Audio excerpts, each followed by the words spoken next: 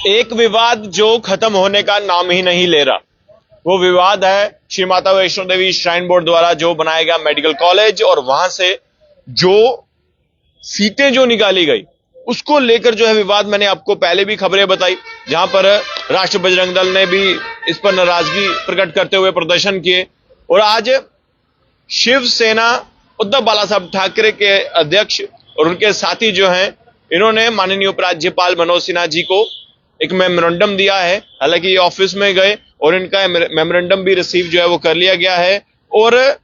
देखिए, ये जो अब विवाद है, ये अब माननीय उपराज्यपाल मनोज सिन्हा जी को जो है अब पता चल चुका है। आगे क्या होगा, क्या कुछ इनिशिएटिव लेंगे माननीय उपराज्यपाल मनोज सिन्हा जी, वो अब देखने वाली बात होगी। लेकिन सैनी साहब, मेमोरेंडम दिया है, क्या पूरी जानकारी बताएं। देखिए, बिल्कुल आप सबको आपने बिल्कुल अपने शुरू के वक्तव्य में बताया कि श्री माता वैष्णो देवी श्राइन बोर्ड द्वारा संचालित जो मेडिकल कॉलेज था, अभी उनका ये पहला ही साल था, उसमें जो सूची जारी की गई है, वहां उसको सूची में जो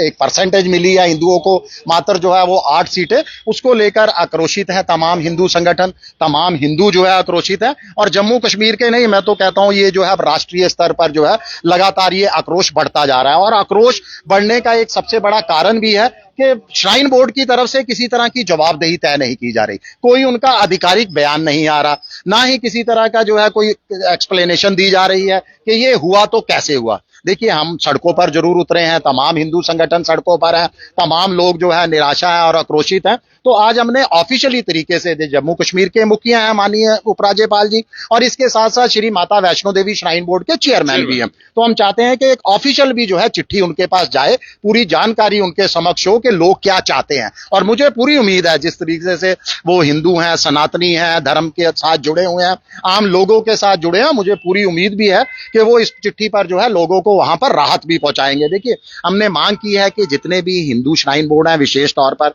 श्री माता वैष्णो देवी जो श्राइन बोर्ड है, इसके द्वारा संचालित जितने भी शिक्षा संस्थाएं हैं, वो मेडिकल इंस्टीट्यूट है, विश्वविद्यालय है, वहां स्थानीय हिंदू छात्रों को, मैं स्थानीय भी साथ में विशेष ध्यान दें, स्थानीय हिंदू छात्रों को प्राथमिकता होनी चाहिए, वरीयता होनी चाहिए, और पहला हक वहां पर जो है हिंदू स्थानीय छात्रों का ही बनता है। क्योंकि हमारे चढ़ावे से जो है पैसा चल रहा है, हम किसी समुदाय के खिलाफ नहीं है, हम चाहते हैं उनके बच्चे भी पढ़ें, वो भी आगे निकले, मगर सरकार की तरफ से बहुत सारे कॉलेजेस हैं, हमें और किसी कॉलेज को लेकर ऑब्जेक्शन नहीं है, मगर जो श्राइन बोर्ड हिंदुओं द्वारा चलाए जाते हैं और सभी धर्मों में है, ये कोई ऐसी मांग भी नहीं है कि हम अलग मांग कर रहे हैं, बाकी भी धर्मों के अंदर यही प्रोसीजर है कि वहां प्राथमिकता वरीयता जो है वहां के उस समुदाय के लोगों को दी जाती है जिस संस्था द्वारा वो कॉलेज वो विश्वविद्यालय चलाए जाते हैं। इसके साथ साथ और भी सुझाव दिए गए इस मेमोरेंडम के माध्यम से कि श्राइन बोर्ड और आगे आए, हिंदुओं की भलाई के लिए जो है काम करे, हिंदुओं के वेल विशर के लिए काम करे, कि हमारे जो गरीब हिंदू छात्र हैं उनको जो है पढ़ाई के लिए उनको स्पॉन्सर करे, स्कॉलरशिप दे उनको। इसके साथ साथ जितनी भी राष्ट्रीय स्तर की परीक्षा है, नीट है, जेई है, उन नीट परीक्षाओं के लिए हिंदू छात्रों को ट्रेनिंग दे विशेष, ताकि राष्ट्रीय स्तर पर भी स्थानीय लोग जो है बेहतर प्रदर्शन कर सके। देखिए, आज कंपटीशन है, आज एडमिशन जो है वो राष्ट्रीय स्तर पर किए जाते हैं, तो हमारे यहाँ के स्थानीय हिंदू छात्र जो है, अब श्राइन बोर्ड का फर्ज है कि ये तमाम चीजों को जो है वो इंप्लीमेंट करे। इसके साथ साथ एक और हमने इसके अंदर मुद्दा जुड़ा, मैं बता दूं पहले आपको कि मेमोरेंडम में हमने क्या क्या माननीय उपराज्यपाल जी के समक्ष, तो लोग जानते हैं कि जम्मू कश्मीर देश का ऐसा राज्य है, यहाँ पर हिंदू जो है वो अल्पसंख्यक है। बिल्कुल। अब हिंदू अल्पसंख्यक हैं, लगातार मांग उठ रही थी कि अल्पसंख्यक आयोग का गठन किया जाए, क्योंकि बहुत दुर्भाग्यपूर्ण है कि हिंदू अल्पसंख्यक है मगर बहुसंख्यक समुदाय जो है वो अल्पसंख्यक है जो है उस तमाम जो है फायदे ले रहा है। तो हमने एलजी साहब के समक्ष एक और मांग रखी है कि अब जम्मू कश्मीर से धारा 370 हट चुकी है, बाकी राज्यों की तर्ज पर जो है जम्मू कश्मीर के अंदर भी अल्पसंख्यक आयोग का गठन किया जाए, ताकि हिंदू और बाकी अन्य समुदाय, सिख जैन जो अल्पसंख्यक हैं, उनके जो है हित साधे जा सके, उनको अपने फायदे मिले। अभी ये जो रिसीविंग हुई है,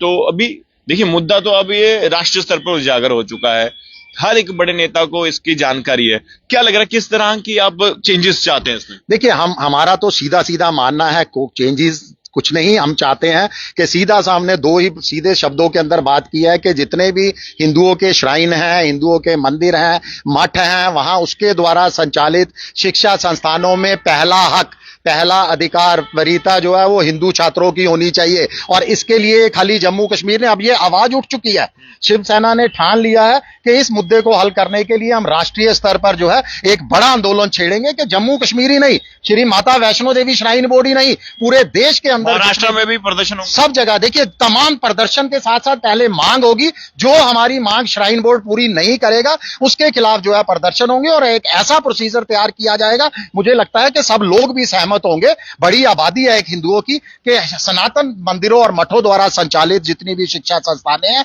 वहां पर प्रेफरेंस, वरीयता जो है वो हिंदू छात्रों को दी जाए। चलिए, शुक्रिया मनीष जी। तो देखिए, जो एक विवाद उत्पन्न हुआ श्री माता वैष्णो देवी श्राइन बोर्ड द्वारा बनाए गए मेडिकल कॉलेज में सीटों को लेकर जो विवाद हुआ, उसको लेकर जो विवाद है अब पूरे राष्ट्रीय स्तर पर जो है लोग इस पर नजरें बनाए हुए हैं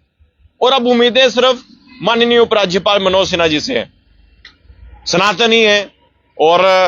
अक्सर मैंने उनको देखा है पूजा पाठ करते हुए। और देखिए, सबसे बड़ी बात तो यह है, अगर श्राइन बोर्ड द्वारा बनाया गया मेडिकल कॉलेज है तो लोग भी सही कह रहे हैं कि प्राथमिकता जो है सनातनियों को ही दी जाए,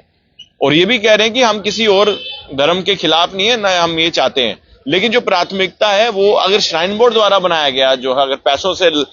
जिस लागत से बनाया गया है, वो तो चढ़ावा सनातनियों का है। तो अब ये मुद्दा और उजागर हो रहा है, लेकिन मुझे उम्मीद है कि माननीय उपराज्यपाल मनोज सिन्हा जी इस पर संज्ञान लेंगे और कुछ ना कुछ इनिशिएटिव जो है वो जरूर लेंगे। देखते रहिए जेके मीडिया। धन्यवाद। जय हिंद।